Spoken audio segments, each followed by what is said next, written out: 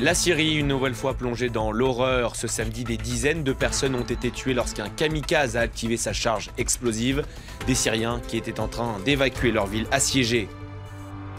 Le référendum constitutionnel a lieu ce dimanche en Turquie. Question posée aux électeurs, voulez-vous accorder plus de pouvoir à Recep Tayyip Erdogan? Un scrutin capital pour l'avenir du pays. La dernière ligne droite pour les 11 prétendants à l'Elysée en France. Le premier tour de l'élection présidentielle a lieu dimanche prochain. Et à l'approche du scrutin, vous allez le voir, les candidats multiplient les déplacements sur le terrain.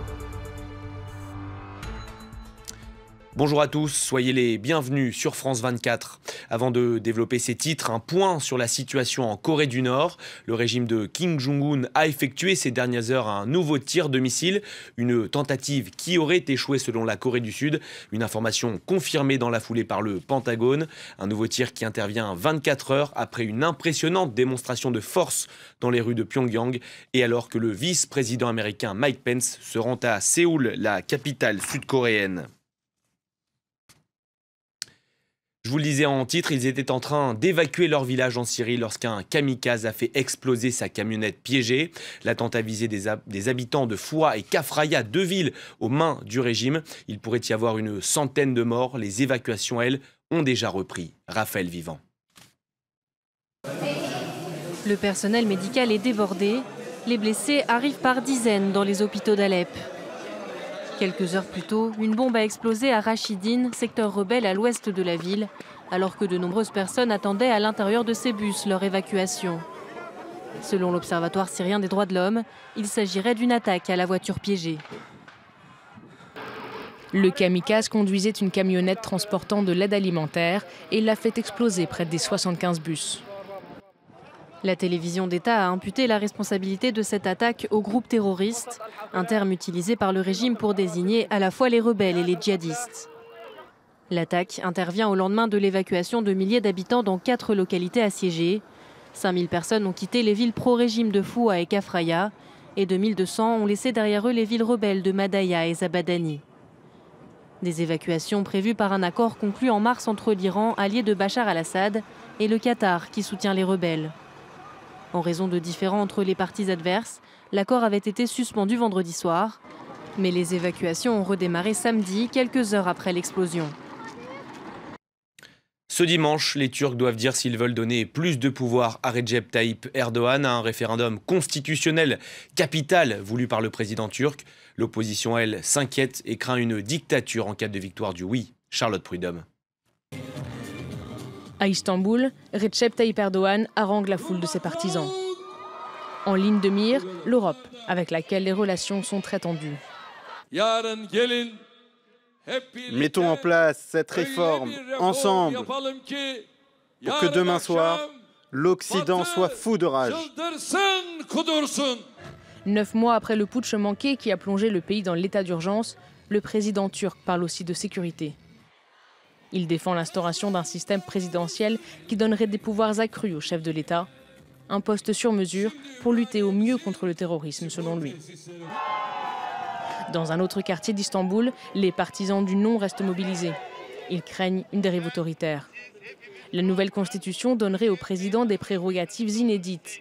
C'est à lui que reviendrait le pouvoir exécutif. Il pourrait entre autres gouverner par décret, nommer des juges et abolir le Parlement. En fait, ce serait une dictature. C'est ce qui s'est passé au Venezuela et ailleurs. Et on a vu que ça a mal tourné. Le pays est vraiment très divisé.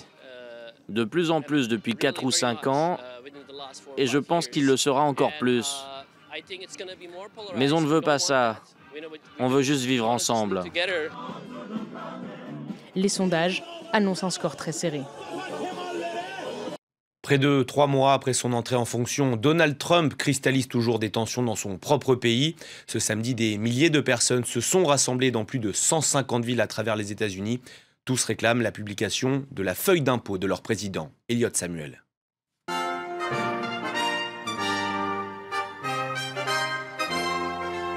La caricature est toute trouvée. Un Donald Trump très ressemblant, moqué juste devant le Capitole. Ce samedi, ils étaient des milliers à manifester à Washington, avec un seul objectif, que le président américain rende publique sa feuille d'impôt. Une démarche qui n'est pas obligatoire et que Donald Trump se refuse à faire, expliquant avoir fait l'objet de nombreux contrôles fiscaux. Techniquement, nous ne pouvons pas le forcer à montrer sa feuille d'impôt, mais c'est une question de confiance. Comment lui faire confiance lorsqu'il ment à répétition et que cela a été démontré à plusieurs reprises? Nous devons voir sa déclaration d'impôt.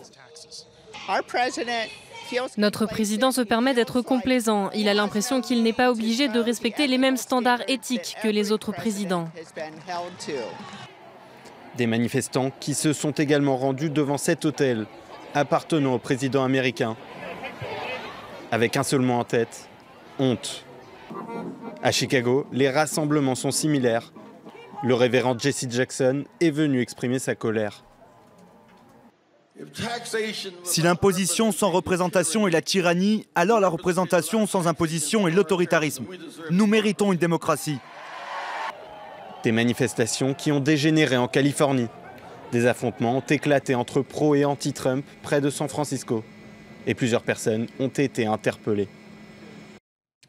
On ouvre à présent notre page consacrée à l'élection présidentielle ici en France. J-7 désormais avant le premier tour. Marine Le Pen était à Perpignan, sur des terres plutôt favorables au Front National. La candidate a déclaré vouloir revivifier la démocratie en France. L'occasion aussi pour elle de critiquer Emmanuel Macron. On va l'écouter.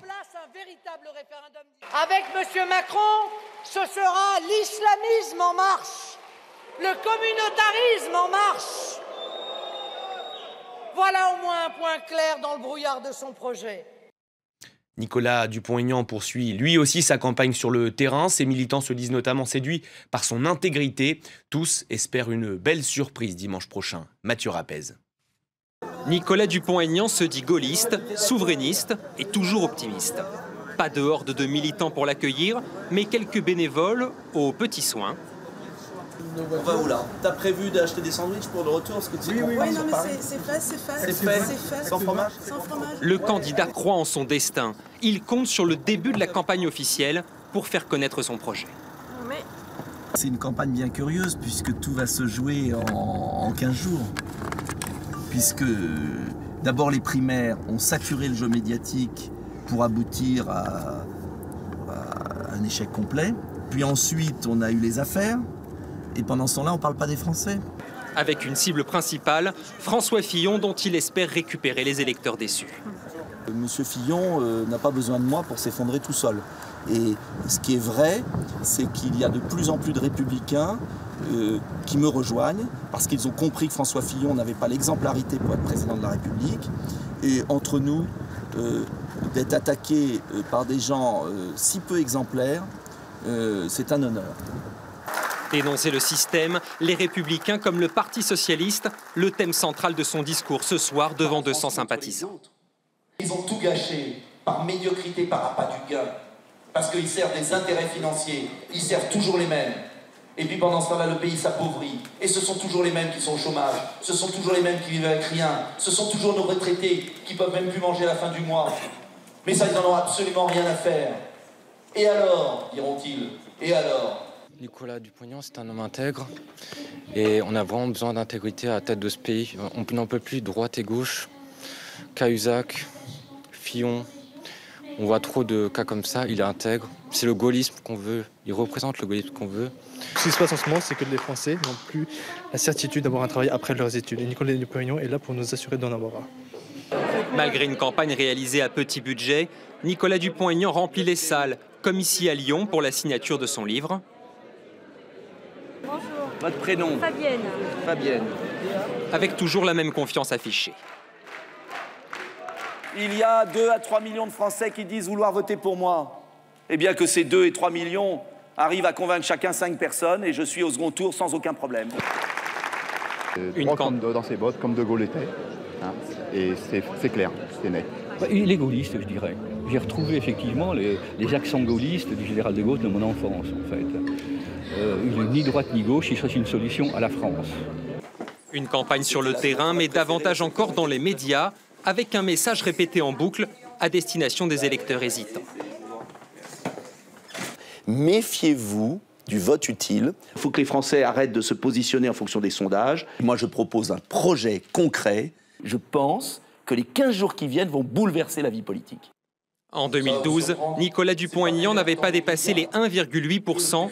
Doubler ce score serait déjà un très beau résultat, avoue à demi-mot son entourage. Le geste était attendu de longue date. Ce samedi, François Hollande a naturalisé 28 tirailleurs sénégalais à l'Elysée. Tous ont combattu sous la bannière française, que ce soit en Indochine ou en Algérie. Vous êtes l'histoire de France, a déclaré le chef de l'État, Laurence Dechaire. Monsieur Daouda Faye Badji, né en 1938. Reçu des mains du président, il a désormais la nationalité française. Ce tirailleur sénégalais, ancien parachutiste, a servi sous le drapeau tricolore. Il est aujourd'hui fier. C'est la fierté. Là, ça nous dit que ça prouve que nous, on a servi le drapeau français. Dignement. D'autres sont morts. Mais nous, on est là. Comme lui, 28 anciens tirailleurs sénégalais reçoivent avec émotion leurs papiers officiels lors de cette cérémonie à l'Élysée. Ceux qui se sont battus pour la France et qui font le choix d'y vivre doivent pouvoir devenir français. Originaires du Sénégal, mais aussi de Centrafrique ou du Congo, ces combattants sont plus de 400 000 à servir la France lors des 2 guerres mondiales, en Indochine ou en Algérie. Parmi ces troupes se mêlent soldats de la métropole et soldats de l'Empire. À l'époque, ils sont français, mais ils perdent la nationalité tricolore à l'indépendance de leur pays d'origine. Je suis fier de vous. Oui. Nous aussi, on est fiers de toi. Voilà. On était français, parce qu'on est né français. On ne parlait pas une autre langue que la langue française. Pour ces tirailleurs sénégalais qui souhaitaient la même reconnaissance que les autres soldats, l'injustice est aujourd'hui réparée. Sur le champ de bataille, nos sangs se sont mêlés. Français, Africains, Noirs, nos sangs se sont mêlés. Donc ce n'est que justice. Ils sont 1 millier à vivre en France. Tous pourront obtenir la nationalité française. 350 ans que cela dure, le spectacle des grandes eaux est de retour au château de Versailles. Un show majestueux, mais vous allez le voir, derrière la féerie se cachent des hommes de l'ombre. Céline Cabral. Le domaine de Versailles se réveille paisiblement d'un long sommeil hivernal. Est-ce que tu peux envoyer la perspective, s'il te plaît? Bien reçu, c'est parti. Puis vient le doux moment exquis où l'eau jaillit enfin des fontaines. Le chef d'orchestre de ce ballet aquatique, c'est lui. Olivier Grain est fontainier au château de Versailles depuis maintenant 13 ans. Bon. Ancien plombier, il a choisi la cour du Roi Soleil comme terrain de jeu. Comme par magie, il fait naître l'eau dans les 55 bassins et fontaines du parc à l'aide de ses grosses clés, minutieusement cachées. Après quelques tours, Neptune est ouvert à la main, ouais. D'une fontaine à l'autre, l'eau diffuse sa poésie. Partout, elle est souveraine avec des jets puissants qui culminent jusqu'à 25 mètres de hauteur, sublimés çà et là par une brise légère. À quelques mètres de là en coulisses, l'eau à Versailles est stockée dans ces immenses réservoirs. Ce réservoir a une fonction, ce sont tous les grands jets du parc. Et on a en stock ici environ 5000 m3. Et la consommation en 1 heure du parc, c'est à peu près 4000 m3. Un trésor précieux qui transite par des passages souterrains. Donc là, je vous emmène dans la galerie de la voûte d'Apollon. Donc c'est un endroit qui n'est pas visitable par le public. Sous terre, 35 km de canalisation inchangée depuis le XVIIe siècle. On peut voir à ces endroits-là des réparations qui ont été faites. Donc ça peut arriver des quelques fuites. Mais en règle générale, c'est quand même resté en très bon état. Tout est fin prêt pour la renaissance du jaillissement de l'eau dans les fontaines. Un moment féerique en souvenir de l'amour du roi Louis XIV pour la grâce et le divertissement. Et c'est la fin de cette édition. Merci à tous de l'avoir suivi. Je vous rappelle l'adresse de notre site internet www.france24.com en français, en anglais et en arabe. À la une, bien sûr, l'élection présidentielle française du 23 avril prochain, le premier tour. Merci d'avoir suivi cette édition. Prochain journal dans 15 minutes sur France 24.